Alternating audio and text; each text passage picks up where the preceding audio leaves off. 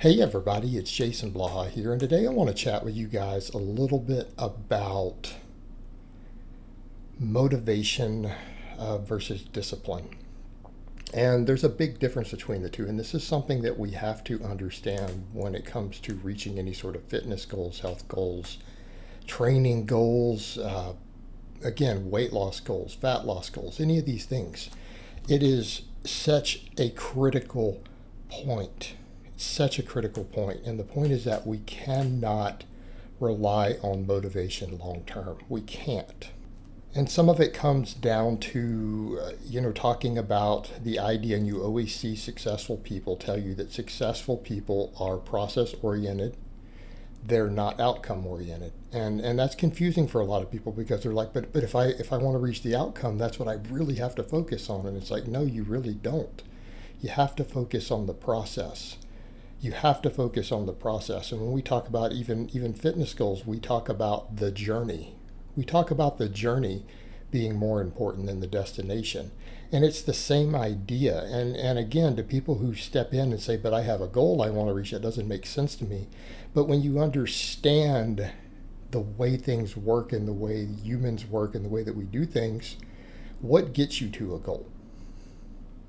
Does having a goal get you to the goal, or does the process and the work that you put in towards that goal get you to the goal?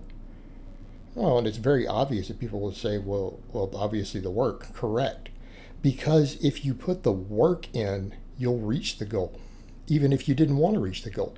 In other words, if you put in X amount of work consistently towards anything that you do, or you just do it, you will reach the results of that work, whether you intended to or not.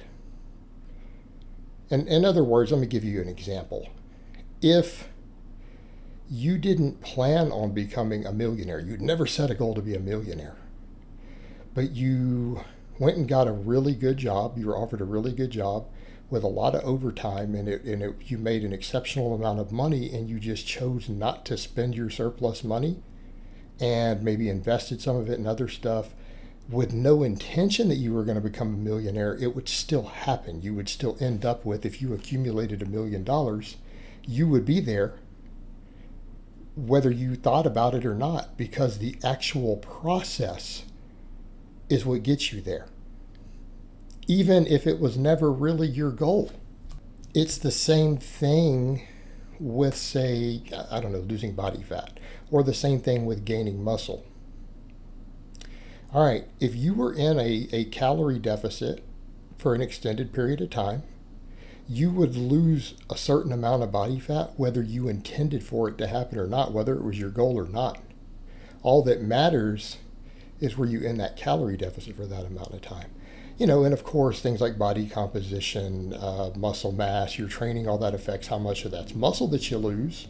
And it's going to affect maybe how you look and feel afterwards. But if you were just eating less over time, even if it was unintentional, the consequences would be fat loss. You see where I'm going here? If you went to the gym because you just enjoyed going to the gym and you followed a good program, just because someone suggested it to you and you did it just for fun, and you ate enough food and ate enough protein and slept enough, would you have to have set the goal to gain the amount of muscle that you gained, or would it just happen automatically? It would happen automatically by the process. Now, you come back over and look at the other point. Does thinking about or obsessing about the goal that you want actually do anything towards the goal? No. Does thinking about losing body fat all the time actually burn body fat? Does thinking about building muscle all the time actually really build any muscle? No. Does thinking about becoming rich actually make you a single penny? Of course not. The work that you put in determines these things. So that's what we mean by being process obsessed and enjoying the journey, focusing on the journey. Because if you focus on the journey, those destinations will be reached eventually. If they were reachable, they'll be reached anyways. So let's talk about discipline. Where do we get discipline? When people tell you that you should you just get some more discipline, well, it doesn't work that way. We're not inherently disciplined. Do you think that's a natural human trait that you're just born with?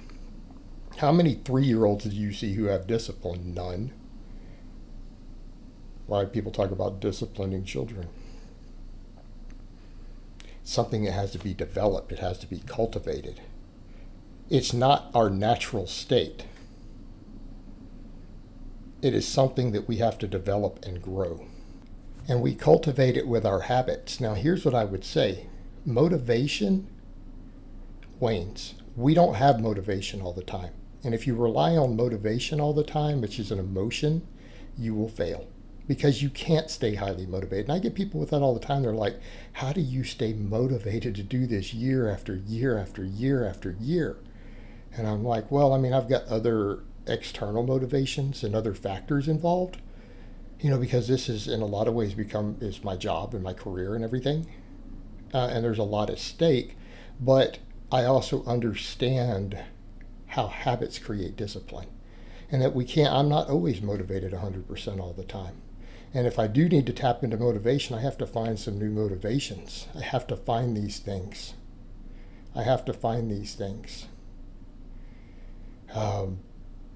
And so sometimes I have to look for some motivation to redevelop some new habits, because our habits are what build discipline. And do you know how you build habits? By taking the discipline the motivation that you have at any given moment and applying it to creating a new habit.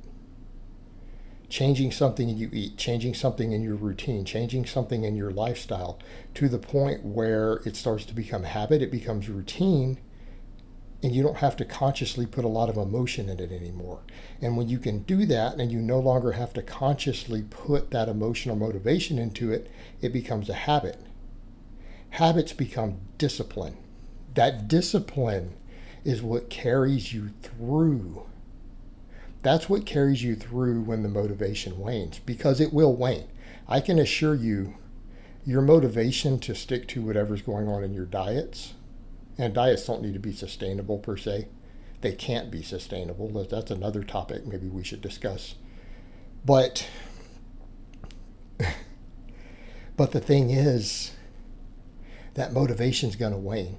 Then you have to fall back on the discipline and the habits that you have created. You have to rely on discipline, because the discipline is what will keep you doing the process.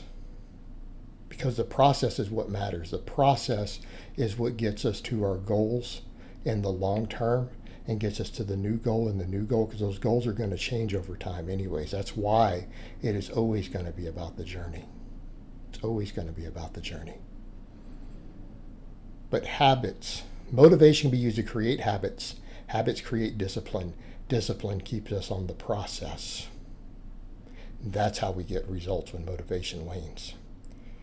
All right, guys, but that's really all I have to say on that today. I hope it's been informative, and I will talk to you guys next time.